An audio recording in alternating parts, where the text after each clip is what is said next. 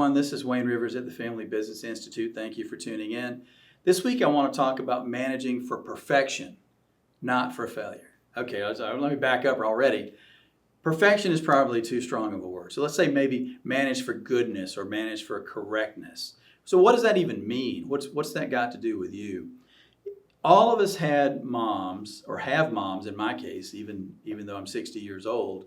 And my mom says, call me when you get there. Let me know that you arrived safely. That's managing for correctness. Moms probably didn't know this when they started doing it, but that's managing for correctness. The alternative would be, call me if something goes wrong. Well, what's the problem with that? It does make sense. What's the problem with that? Well, it may be a really, really long time before you're able to call if something goes wrong. If you have an accident, or even worse, you're injured, it may be a really long time before you're in a position to even be able to call mom and say, oh golly, something went terribly wrong. Can you believe it? There's a big difference there. There's a story, and many of you are old enough to remember this, but 3 Mile Island in Pennsylvania had a partial core meltdown in 1979. And the story, maybe apocryphal story, but still, the story is it happened due to a burned out light bulb, if you can believe that. So there was a safety system, and when it malfunctioned, a light came on. They were monitoring for failure. So the safety system monitored, and then if something went wrong, the bulb came on, and then it was an alert to everyone to take action. Well, the bulb tried to come on, but it couldn't because it was burned out. What would a better system, what would it look like to manage for correctness? Well, a good system would have had the light always on. And when the light went off, that's when you leaped into action. Maybe it was just the bulb, maybe you have a bigger problem. That would have been a better system. The system should have been searching for perfection, not for failure, if that makes sense.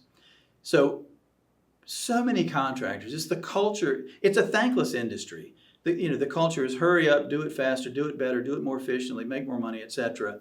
And it's a very thankless culture in construction in some ways.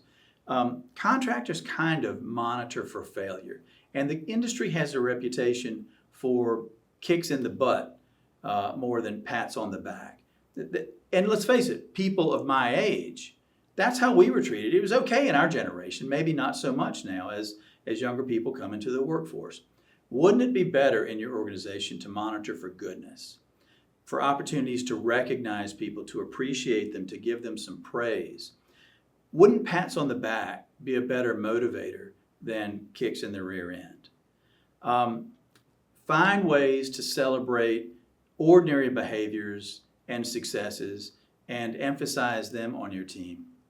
Managing for correctness, of course, means that you need to work on your business. You need to establish your culture.